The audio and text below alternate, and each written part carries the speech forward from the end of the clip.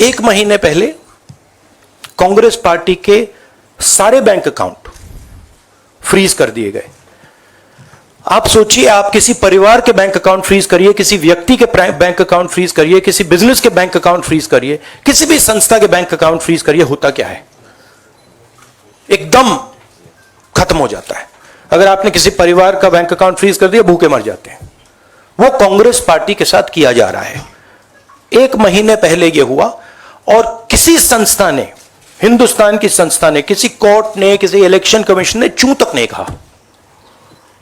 सब ड्रामा देख रहे हैं। 20% हिंदुस्तान के लोग कांग्रेस पार्टी को वोट देते हैं।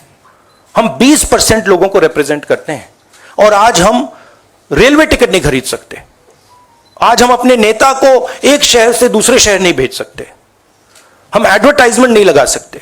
और क्यों? 14 लाख रुपए 7 साल पहले 14 लाख रुपए का इशू है और 200 करोड़ रुपए का फाइन, और सारे के सारे बैंक अकाउंट फ्रीज कर दिए। जब इनकम टैक्स, ये दिखाना मुझे जरा, सॉरी, क्या 200 करोड़, जब इनकम टैक्स, साफ इनकम टैक्स की जो एक्ट है साफ कहता है कि ज्यादा से ज्यादा 10,000 रुपए का फाइन लगेगा। तो यह है हिंदुस्तान का लोकतंत्र। यह क्रिमिनल एक्शन है कांग्रेस पार्टी के खिलाफ और हिंदुस्तान के लोकतंत्र के खिलाफ, और यह क्रिमिनल एक्शन हिंदुस्तान के प्रधानमंत्री कर रहे हैं। मेरी विनती है कि जो हिंदुस्तान के इंस्टीट्यूशंस हैं, जो वो अपने आप को हिंदुस्तान के इंस्टीट्यूशंस मानते हैं, डेमोक्रेसी को प्रोटेक्ट करते हैं, लोकतंत्र को प्रोटेक्ट करते हैं, हिंदुस्तान के कोर्ट्स हो, हिंदुस्तान का इलेक्शन कमीशन हो, वो इसके बारे में कुछ करें। और यह कहना कि हिंदुस्तान दुनिया की सबसे बड़ी डेमोक्रेसी, झूठ है। यहां कोई डेमोक्रेसी नहीं है। बिगेस्ट ऑपोजिशन पार्टी का आपने बैंक अकाउंट बंद कर दिया और एक महीने कोई कुछ नहीं बोल रहा है। केसरी जी के टाइम से नोटिस आया है। तो अजीब सी सिचुएशन है। सब लोग देख रहे हैं और हर संस्था मतलब का रोल है इसमें। कोर्ट्स का रोल है, इलेक्शन कमीशन का रोल है। मौजूदा सत्ताधारी दल ने हजारों करोड़ रुपए से ज्यादा अपने अकाउंट में भर लिया है और दूसरी तरफ साजिशन मुख्य विपक्षी दल का बैंक अकाउंट फ्रीज कर दिया गया है ताकि हम पैसों के अभाव में बराबरी से चुनाव ना लड़े और ना लड़ पाए। ये सत्ताधारी दल द्वारा एक खतरनाक खेल है। इसके दूरगामी प्रभाव होंगे, क्योंकि अगर डेमोक्रेसी को इस देश में बचाना है तो लेवल प्लेइंग ग्राउंड होना चाहिए। ऐसा भी नहीं होना चंद देशों में चुनाव हो रहे हैं, 99% वोट एक ही आदमी ले रहा है। ऐसा आपको तो मालूम हो गया रिसेंटली किन किन देशों में ऐसा हुआ है। तो ये सत्ताधारी दल द्वारा एक खतरनाक खेल खेला गया है। इसके दूरगामी प्रभाव होंगे, पर यह स्पष्ट है कि इस तरीके से किसी राजनीतिक दल को असहाय बनाकर चुनाव लड़ने में बाधा उत्पन्न कर और फ्री एंड फेयर इलेक्शन कभी नहीं कहा जा सकता।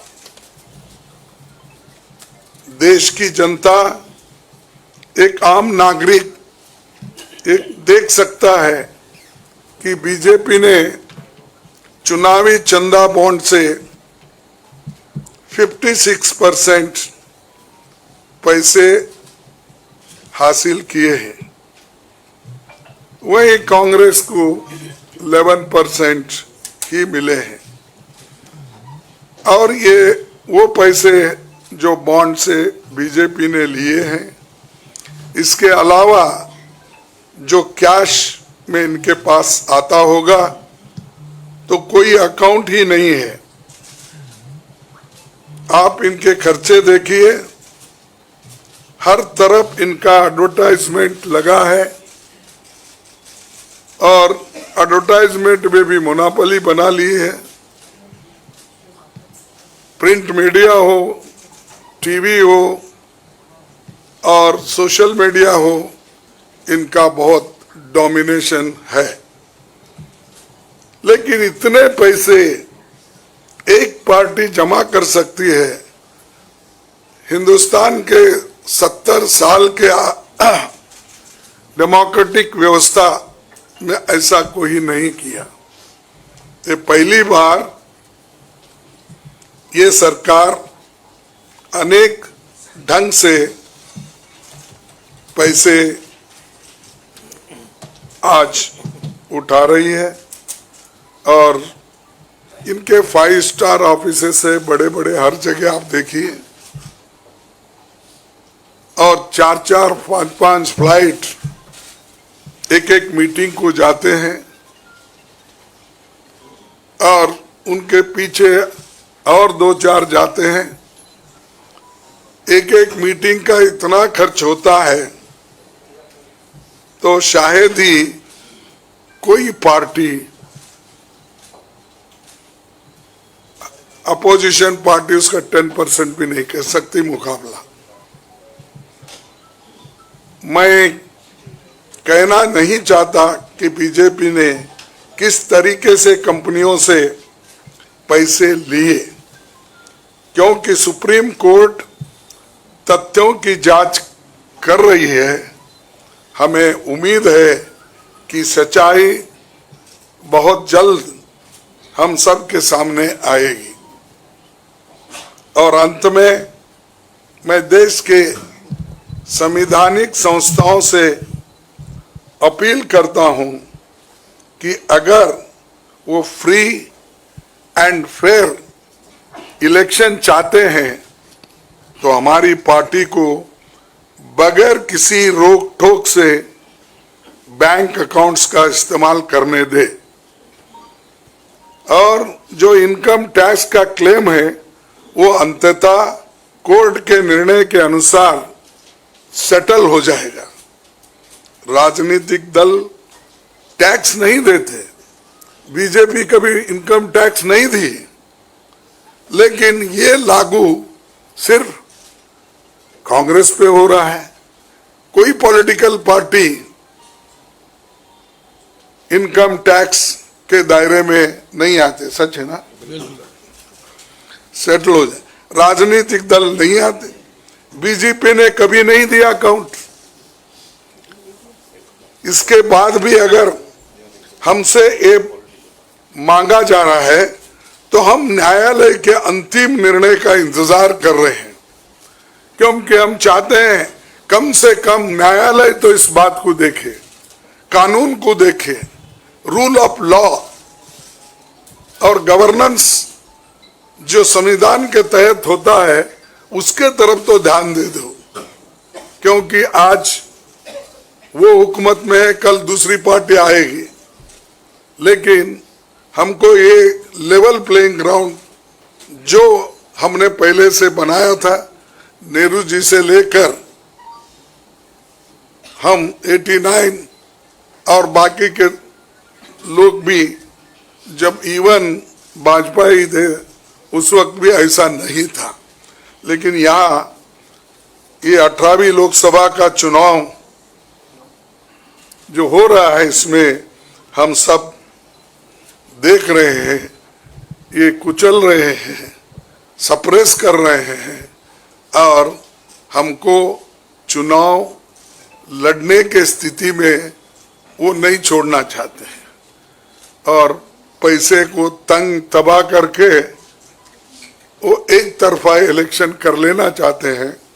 लेकिन लोग भी होशियार है, इसको जानते हैं और लेवल प्लेइंग फील्ड बने रहने के लिए ये उनके जो बाधक है और जो हमारे अकाउंट्स फ्रीज किए हैं वो तत्काल उसका रिलीज होना चाहिए और हमको चुनाव में डेमोक्रेसी और संविधान को बचाने के लिए लेवल प्लेइंग ग्राउंड होना चाहिए।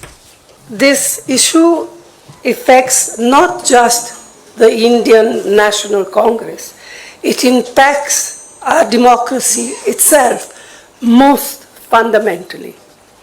A systematic effort is underway by the Prime Minister to cripple the Indian National Congress financially. Funds collected from the public are being frozen and money from our accounts is being taken away forcibly. कि किस प्रकार से